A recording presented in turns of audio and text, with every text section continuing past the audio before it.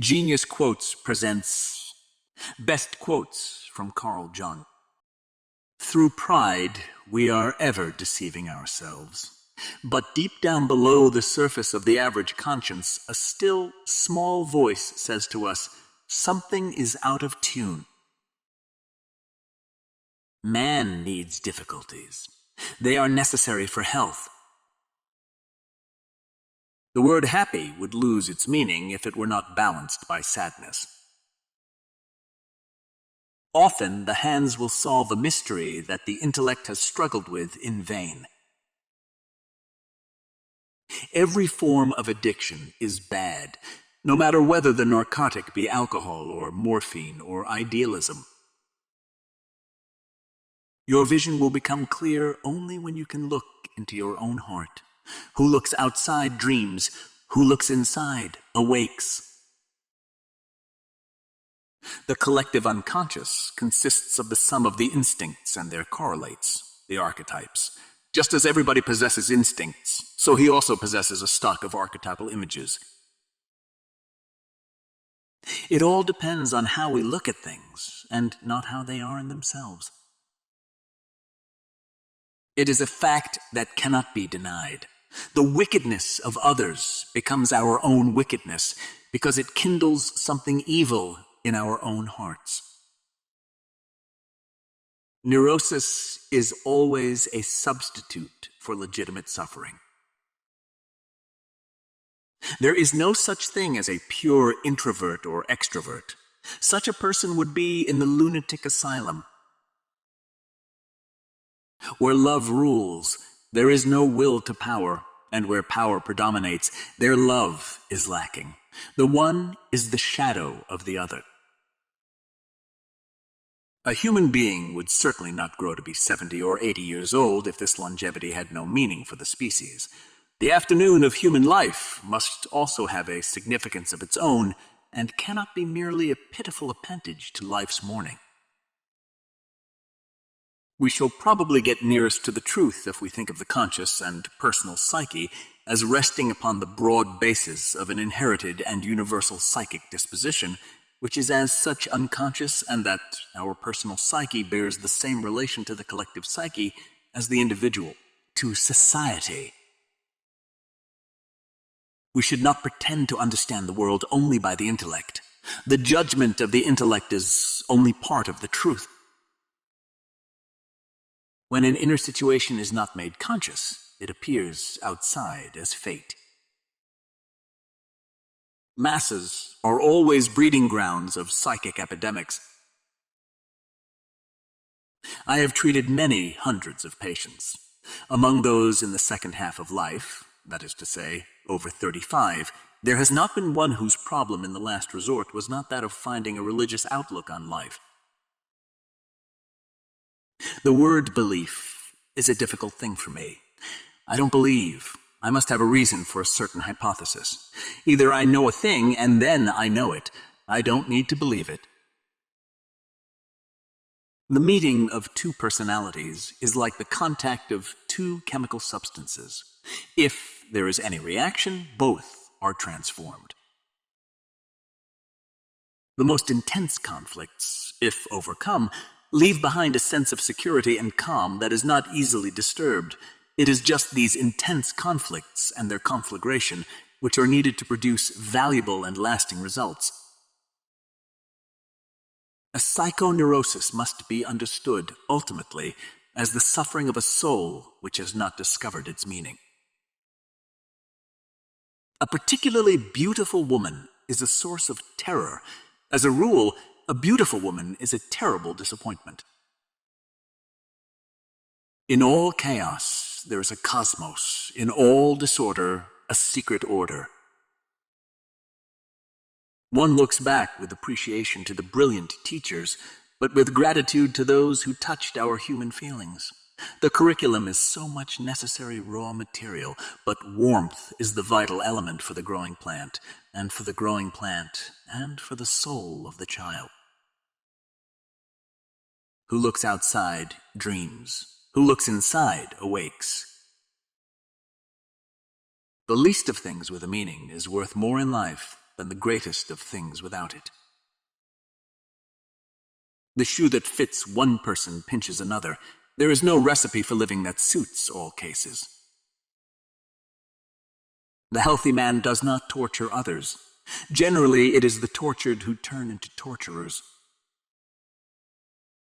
All the works of man have their origin in creative fantasy. What right have we then to depreciate imagination? The pendulum of the mind alternates between sense and nonsense, not between right and wrong. We are born at a given moment, in a given place, and, like vintage years of wine, we have the qualities of the year and of the season of which we are born. Astrology does not lay claim to anything more. Follow that will and that way which experience confirms to be your own. The creation of something new is not accomplished by the intellect, but by the play instinct acting from inner necessity. The creative mind plays with the objects it loves.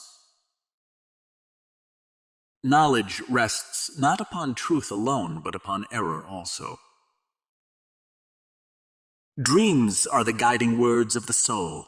Why should I henceforth not love my dreams, and not make their riddling images into objects of my daily consideration? A man who has not passed through the inferno of his passions has never overcome them. The greatest and most important problems of life are all fundamentally insoluble.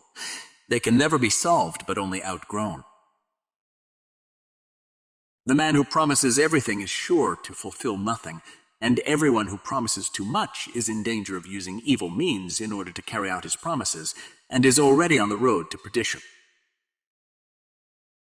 We deem those happy who, from the experience of life, have learnt to bear its ills without being overcome by them.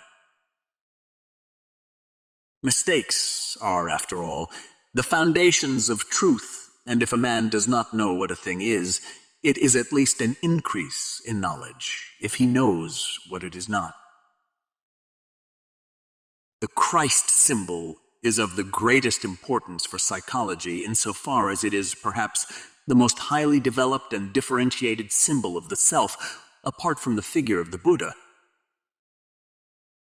Resistance to the organized mass can be effected only by the man who is as well organized in his individuality as the mass itself. Knowing your own darkness is the best method for dealing with the darknesses of other people. We cannot change anything until we accept it. Condemnation does not liberate, it oppresses. Even a happy life cannot be without a measure of darkness, and the word happy would lose its meaning if it were not balanced by sadness. It is far better take things as they come along with patience and equanimity. If one does not understand a person, one tends to regard him as a fool. There is no birth of consciousness without pain. Man's task is to become conscious of the contents that press upward from the unconscious. There is no coming to consciousness without pain. The debt we owe to the play of imagination is incalculable. Show me a sane man, and I will cure him for you. If there is anything that we wish to change in the child, we should first examine it and see whether it is not something that could better be changed in ourselves. For a young person, it is almost a sin, or at least a danger, to be too preoccupied with himself.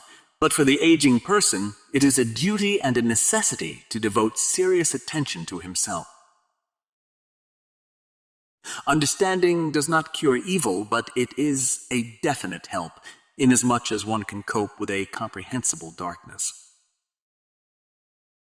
Everything that irritates us about others can lead us to an understanding of ourselves. As far as we can discern, the sole purpose of human existence is to kindle a light in the darkness of mere being. A scream is always just that, a noise and not music. Children are educated by what the grown-up is and not by his talk. Who has fully realized that history is not contained in thick books, but lives in our very blood. Just as we might take Darwin as an example of the normal extroverted thinking type, the normal introverted thinking type could be represented by Kant. The one speaks with facts, the other relies on the subjective factor. Darwin ranges over the wide field of objective reality. Kant restricts himself to a critique of knowledge. The wine of youth does not always clear with advancing years. Sometimes it grows turbid. Man is not a machine that can be remodeled for quite other purposes as occasion demands, in the hope that it will go on functioning as regularly as before, but in a quite different way. He carries his whole history with him. In his very structure is written the history of mankind. We are in a far better position to observe instincts in animals or in primitives than in ourselves. This is due to the fact that we have grown accustomed to scrutinizing our own actions and to seeking rational explanations for them. Our heart glows and secret unrest gnaws at the root of our being. Dealing with the unconscious has become a question of life for us. The Christian missionary may preach the gospel to the poor naked heathen, but the spiritual heathen who populate Europe have as yet heard nothing of Christianity. Sometimes, indeed, there is such a discrepancy between the genius and his human qualities that one has to ask oneself whether a little less talent might not have been better. In the child, consciousness rises out of the depths of unconscious psychic life at first like separate islands, which gradually unite to form a continent, a continuous landmass of consciousness. Progressive mental development means, in effect, extension of consciousness. Grounded in the natural philosophy of the Middle Ages, alchemy formed a bridge, on the one hand, into the past, to Gnosticism, and on the other, into the future, to the modern psychology of the unconscious. In my case, Pilgrim's Progress consisted in my having to climb down 1,000 ladders until I could reach out my hand to the little clod of earth that I am. Everyone knows nowadays that people have complexes. What is not so well known, though far more important theoretically, is that complexes can have us. Shrinking away from death is something unhealthy and abnormal, which robs the second half of life of its purpose. Without this playing with fantasy, no creative work has ever yet come to birth. The debt we owe to the play of the imagination is incalculable. Nobody, as long as he moves about among the chaotic currents of life, is without trouble. Great talents are the most lovely and often the most dangerous fruits on the tree of humanity. They hang upon the most slender twigs that are easily snapped off. We meet ourselves time and again in 1,000 disguises on the path of life.